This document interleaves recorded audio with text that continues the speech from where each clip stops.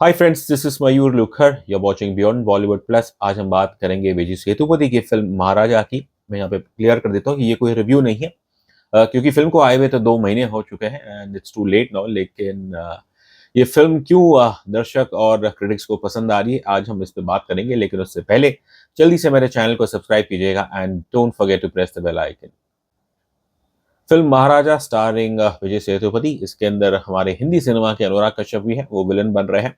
ये फिल्म 14 जून को तमिलनाडु और अन्य दक्षिण भारत की मार्केट में रिलीज हुई थी। इसका बजट केवल 20 करोड़ है और इस फिल्म ने कमाए 107 करोड़। तो ऑब्वियसली इट टेल्स यू कि जब बजट कम हो, आपके पास कंटेंट अच्छा हो और उसमें परफॉर्मेंसेज अच्छी हो, तो लोग इसे क्यों नहीं पसंद करेंगे।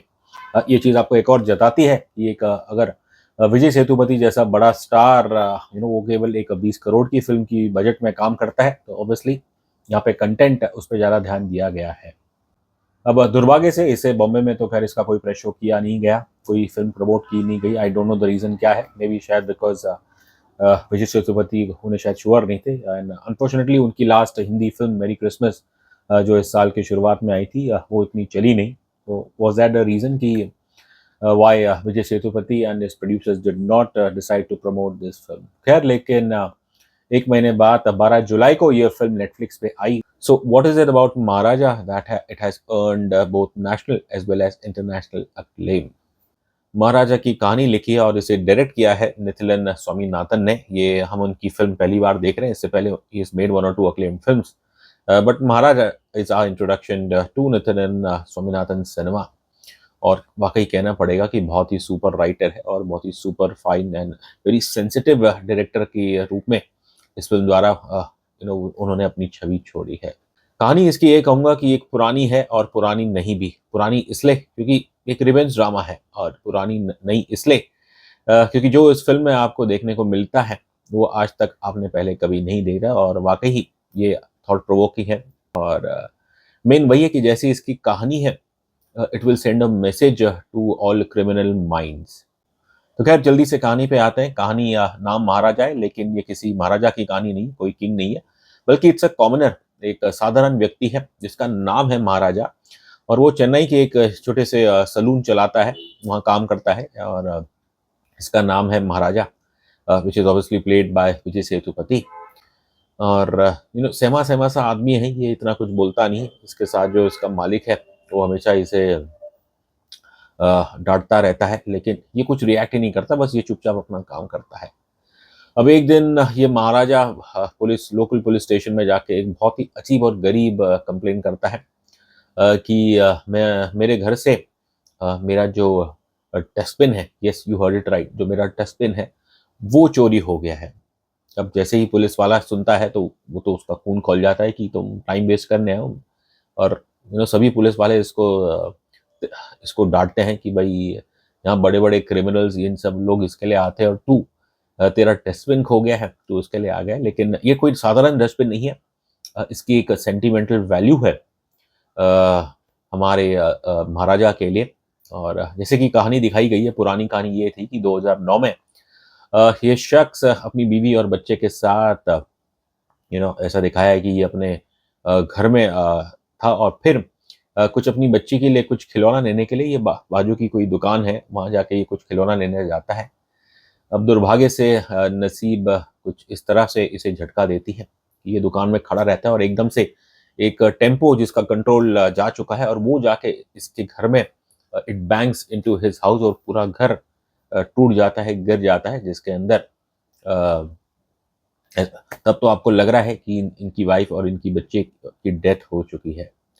लेकिन फिर आपको पता चलता है कि सिर्फ उस हादसे में दुर्भाग्य से इनकी पत्नी की डेथ हो गई थी, लेकिन एक चमत्कार हुआ था कि जब टेम्पो टकराया इस कच्चे घर से और फिर ऊपर एक डस्टबिन पड़ा हुआ था, वो डस्टबिन गिर के जो इनकी बच्ची है उसकी बच्ची को ठग देता है, और जिसके कारण मिराक्युलसली वो बच्ची बच जाती है। तो इसलिए जब ये बच्ची बड़ी होती है तो फिर वो अपने अपने पिता के साथ मिलके इस डस्टबिन को वो लक्ष्मी मानते हैं। Lakshmi not in traditional sense in terms of money, लेकिन कहते हैं कि हमारे समाज में बेटियां लक्ष्मी होती हैं।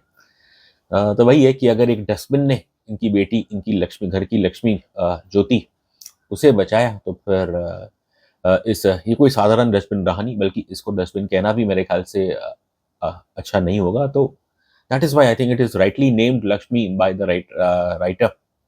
और ये चीज़ मुझे बहुत कमाल की लगी। आई थिंक साथ ही साथ डस्टबिन जो दूसरी तरफ आपको ये इशारा करता है कि जो कचरा हमारे लोगों में है, कि कितने क्राइम्स हैं। और तो ये फ़िल्म उसके बारे में आपको एक कहूँगा एक सोशल मैसेजिंग, एक सोशल कमेंट्री भी है। अब यहाँ थोड़ा कहानी का खुलासा इसलिए करूँगा क्योंकि ये रिव्यू वीडियो तो है नहीं। फ़िल्म को रिलीज़ हुए 2 महीने हो गए हैं। मैं उम्मीद कर रहा हूँ कि ज़्यादातर लोगों ने देख ली है। जिन्होंने नहीं देखी है Maharaja, it is their choice whether they wish to continue with this video और नॉट। अब कहानी में ट्विस्ट अब आता है कि जब अंत में जाके आपको ये पता चलता है कि जो 2009 में हादसा हुआ था, शुरू में वो पूरा रिवील नहीं किया गया है। और कहानी कुछ इस प्रकार की है कि 2009 में हमारा महाराजा वो अपने घर पे नहीं गया था। उसकी दुकान पे एक कस्टमर आया था, सेल्वन नाम का, अनुराग कश्यप। और वो बाल कटाने ट्रिम कराने आया था अपनी दाढ़ी का। और फिर वो हड़बड़ी में वहाँ पे अपना एक सामान भूल गया था, जिसके अंदर एक छोटी सी गोल्ड चेन सी कुछ थी बच्चे के लिए। तो फिर बस हमारा महाराजा अपनी बीवी और अपनी बच्ची के साथ ज्योति, अब वो जाते हैं सेल्वम के घर में। सेल्वम होता नहीं, लेकिन उसकी बीवी से मिलते हैं। और सेल्वम की एक छोटी बच्ची है, अम्मू। और फिर हमारे महाराजा की पत्नी उनसे कहती है कि जाओ आप बाजू की दुकान से, इनकी बच्ची बहुत प्यारी है, इनके लिए कुछ तोहफा ले आओ। और फिर दुर्भाग्य से तब वो हादसा होता है। तो एंड में ऑब्वियसली हमें ये पता चलता है कि जो पूरी तरह से क्या हुआ था वहाँ पे।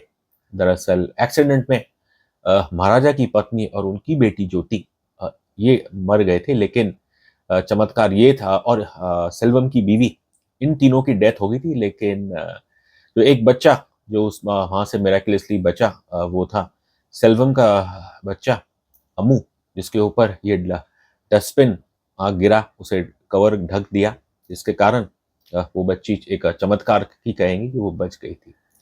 और फिर क्योंकि उसकी बीवी, उसके खुद की बच्चे मर चुके थे और सेल्वन की बीवी भी दुर्भाग्य से उस हादसे में उनकी मौत हो गई, तो ये बच्ची अनाथ हो गई थी। और फिर महाराजा ने इस बच्ची को गोद ले लिया था। अब कहानी में जो मेन कॉन्फ्लिक्ट ये है कि 13 साल के बाद, 14 साल के बाद, जेल से निकलने के बाद सेल्वम, अनुराग कश्यप, वो बदला लेना चाहते हैं। बिकॉज उन्हें लगता था कि 2009 में जब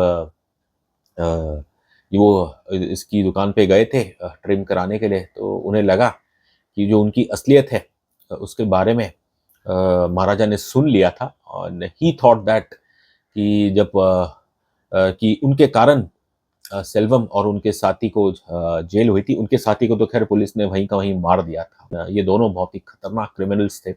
अब इसमें जैसा कि हमने बताया कि जो अमू है, अब उसका नाम इसने ज्योति रख दिया है।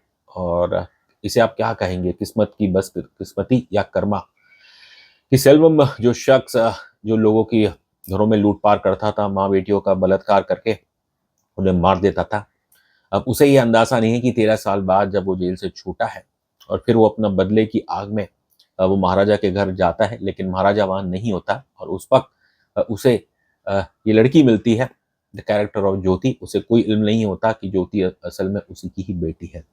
और फिर सेल्वम के साथ जो उसके साथी होते हैं, बड़े खूंखार, एक कैरेक्टर कॉल्ड धना, और एक बुढ़ा सा आदमी है, टकला सा, जो 54 साल की उम्र का है, लेकिन बहुत ही गंदा आदमी है।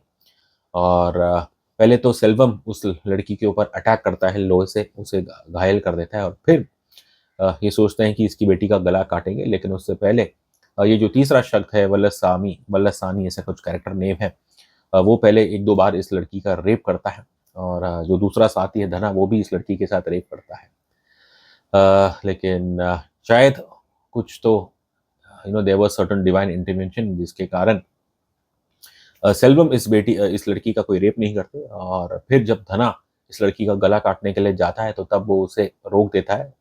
यू कैन से दैट कि कुछ जैसे कि वैसे तो ये बहुत बुरा आदमी है, लेकिन शायद कहीं ना कहीं सम डिवाइन पावर उसके अंदर, एक इंट्यूशन से कुछ आई होगी कि इस लड़की को छोड़ दो, क्योंकि उसे सिर्फ अब महाराजा से ही बदला लेना है। क्योंकि 14 साल पहले वो अपनी बेटी खो चुका था, तो शायद मे बी ये तो नहीं कहना कि उसका कुछ कॉन्शियस जागा। बिकॉज सेल्वन को उनका ये मानना है कि जब वो महाराजा से मिलेंगे और वो उन्हें बड़ा मज़ा आएगा, उनके उन्हें मारने से पहले उनसे कहेंगे कि उन्होंने उनकी बेटी को इस तरह इस हालत में छोड़ दिया है कि उसकी ज़िंदगी कभी भी नॉर्मल नहीं हो सकती।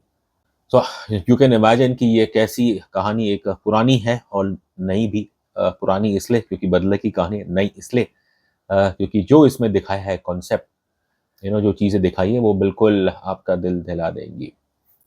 दुर्भाग्य से हमारे देश में crimes against women there always on the rise and specially sexual crimes. और निर्भया के कांड के बाद एक आवाज़ ज़रूर उठी थी, लेकिन दुर्भाग्य से आज भी औरतों के साथ यौन शोषण होता है, बलात्कार होता है। तो मेरा ऐसा मानना है कि राइटर डायरेक्टर हमारे स्वामीनाथन साहब, उनकी सोच, ये कहानी जो मेरे ख्याल से ओरिजिनेट हुई है वो बस बेसिकली इस सोच से कि एक एहसास दिलाना था आपको कि ऐसे बलात्कारियों को कि जब आप किसी की बेटी माँ उसके साथ आप बलात्कार करते हैं, और तब उस परिवार पे क्या बीतती है। और ये फिल्म वो प्रयास है। बस हमारे तो मतलब कोई स्पीचलेस थे। हालांकि एट ए सर्टेन पॉइंट हमें लग गया था कि शायद कहानी में जो ट्विस्ट आएगा वो यही होगा, but just this very thought, इतने 100 साल के भारतीय सिनेमा का इतिहास है और मुझे नहीं पता कि इस टाइप की फिल्म पहले कभी बनी है। और एंड में वही होता है कि जहाँ एक तरफ सेल्वम जो हार चुके हैं क्योंकि महाराजा इन्हें खूब पीटते हैं, लेकिन इन्हें मारते नहीं है, बिकॉज इन्हें देखते थे ही महाराजा को भी पता लग जाता है कि अरे ये जो शख्स, तीसरा शख्स जिसने मेरी बेटी के साथ ये किया था वो कोई और नहीं बल्कि वही आदमी है जो एक्चुअली में उनकी बेटी ज्योति, उनका ये वो बायोलॉजिकल फादर है। बस एक आप कह सकते हैं कि किस्मत में कुछ ऐसा ही लिखा था, दुर्भाग्य से, कि ज्योति महाराजा से कहती हैं कि वो बच जाती है टचवुड, और कहती है कि जब आप अपने पिता महाराजा से कहते हैं कि आप मुझे वादा कीजिए कि जैसे ही आपको पता चलेगा कि जिस आदमी ने मेरे साथ ये किया, मैं उससे एक बार देखना चाहूँगी, उससे बात करना चाहूँगी कि क्यों उसने मेरे साथ ये किया। एंड के सीन में ज्योति इनसे मिलती है और सेल्वम को एहसास नहीं होता है कि ये ज्योति नहीं, ये मेरी बेटी अम्मू है। फिर वो उनसे कहती है कि आपने मेरा कुछ बिगाड़ा नहीं है, मैं तो इस हादसे से धीरे धीरे करके उबर जाऊंगी, लेकिन तुम्हें कुछ नहीं होगा, तुम हमेशा इस गिल्ट के साथ रहोगे। और फिर वो ज्योति वहाँ से उठ के जाती है और वो जिस चीज़ को ये चुराने आया था, ऐसा ज्योति का मानना है कि, और वो उसे एक वही छोटा सा जो बेबी पेंडेंट रहता है सोने का, वह देती है जो कई 14 साल पहले सेल्वन महाराजा की दुकान पे भूल गया था। ज्योति वहाँ से चली जाती है और महाराज सेल्वम जो बुरी तरह से टूटा हुआ है, इंजर्ड है, जैसे ही वो लिफाफा खोल के देखता है कि अरे ये तो वही पेंडेंट है, तब उसे एहसास होता है कि अरे भगवान, कि जो मैंने घिनौना अपराध किया, मेरे ही कारण मैंने पहले अपनी बेटी के मारा और मेरे ही कारण मेरी अपनी बेटी का रेप हुआ। अब बस भगवान ना करे कि कभी किसी के साथ ऐसा हो, लेकिन उस पल में बस एक आदमी क्या करेगा, पिता, बस जिसके अंदर भले ही वो कितना भी बुरा आदमी हो, और सेल्वम बुरा आदमी था, राक्षस था, लेकिन मेरे ख्याल से एक राक्षस भी अपनी बेटी के साथ वैसा अनजाने में ऐसा कभी व्यवहार करना नहीं चाहेगा। और बस उस शर्म के कारण वो गिर जाता है। फिल्म का जो क्लाइमैक्स है वो एक कंस्ट्रक्शन साइट बिल्डिंग में वहाँ हो, और वहाँ से कूद के वो मर जाता है। और फिल्म के जो आखिरी दृश्य है वो तो बिल्कुल आपका दिल दहलाने वाले हैं, क्योंकि जहाँ महाराजा और ज्योति चल के जाते हैं, उधर कच्चा मिट्टी है, सीमेंट है, और ज्योति के पैरों के नक्शे वहाँ छप जाते हैं, और जब सेल्वम ऊपर से गिरते हैं, उनका जो खून है वो उनके पैरों में, ज्योति के जो फुटमार्क्स थे उसमें जाके वो अटक जाता है। मतलब क्या थॉट है यहाँ पे नितिलन स्वामीनाथन का, ताक देनी पड़ेगी। तो ये है कहानी महाराजा की, और बस once again I find myself repeating the same word, hats off to Nithilan Swaminathan की क्या आपने कहानी लेके आए हो। और ये बहुत ज़रूरी है ऐसे अपराधियों को एहसास दिलाना कि जो आप ऐसा घिनौना अपराध करते हो तो फिर उस परिवार वाले पे क्या बीतती है, और भगवान ना करे कि कभी आप रिस्पॉन्सिबल हो अपनी बेटी के बलात्कार के लिए। दुर्भाग्य से देश में ऐसे भी कई केसेस आते हैं जहाँ पे अपराधी बाप या कोई घर वाला ही होता है। तो जब स्टोरी इतनी पावरफुल हो और इसको इतनी ब्रिलियंटली लिखा गया है, मैंने ओरिजिनल तमिल में ही देखी, ऑब्वियसली विद इंग्लिश सबटाइटल्स, और जब कहानी इतनी हार्ड हिटिंग हो, इम्पैक्टफुल हो, तब भाषा मायने नहीं करती, बिकॉज़ ये इमोशनली आपसे ये फ़िल्म बहुत कनेक्ट करती है। अभिनय की मैं क्या बात करूँ, विजय सेतुपति वो एक जीनियस है, I don't need to say anything. और इस कैरेक्टर में आपको दिखाते हैं कि एक आम इंसान, नाई, जो कभी कुछ उसके मुँह से आवाज़ नहीं निकलती, लेकिन जब उसकी बेटी उसकी आबरू पे कुछ बात आए और फिर ऐसा दर्दनाक हादसा हो, तो फिर चाहे कुछ भी हो जाए, वो तो पाताल से भी उन राक्षसों को निकाल के उनका वध करेगा। आई थिंक इस फ़िल्म दूसरी ओर जो I won't say pleasant surprise, लेकिन मेरे ख़्याल से शायद अनुराग कश्यप की ये पहली तमिल फ़िल्म है। और उन्होंने अपने डायलॉग्स नहीं बोले हैं, वो तो आपको आवाज़ से ही पता लग जाता है। और कुछ सीन्स ऐसे हैं कि सेल्वम डायलॉग्स बोल रहे हैं, लेकिन आपको अनुराग कश्यप की पीठ देखने को मिल रही है। बट मेरा ऐसा पर्सनली मानना है that Anurag Kashyap is a 10 times better actor then a director. और क्या उनके एक्सप्रेशन देखिए, बिल्कुल उस जैसे उन्होंने परफ़ॉर्म किया, आपको वाक़ई में डर लगेगा। उनको देख के लगता है कि ये बहुत ही खतरनाक, बहुत ही घटिया एक राक्षस ही है। और फिर लेकिन एंडिंग सीन में जब इन्हें हकीकत पता चलती है और फिर कैसे ये एकदम दहाड़ मार के ये रोते हैं, अपनी बेटी का नाम लेते रहते हैं अम्मू, अम्मू, लेकिन ऑब्वियसली अम्मू को नहीं पता कि ये शख्स कौन है। आई डोंट केयर अगर अनुराग कश्यप आने वाले 10 साल में कोई फ़िल्म डायरेक्ट नहीं करे, लेकिन जैसे वो एक्टर है और नेगेटिव रोल में, आई थिंक उन्हें अगर वैसा ही कोई सच पावरफुल फ़िल्म या करे, तो वो बिल्कुल उसमें फिर से कमाल करेंगे। सो ख़ैर ये थी कहानी महाराजा की। आई एम श्योर जो लोगों ने ये फ़िल्म देखी है, they must have been left stunned. और आई एम श्योर 2-3 दिन लगे होंगे इस फ़िल्म को जस्ट टू डाइजेस्ट इट, और ये आपके दिल और दिमाग पे कुछ दिनों तक तो हमेशा रहेगी। Obviously it's too early to say, लेकिन जब नेशनल अवार्ड की बात आएँगी एंड ऑस्कर रिप्रेजेंटेशन के लिए, I am sure Nithilan Swaminathan's Maharaja will be a strong contender.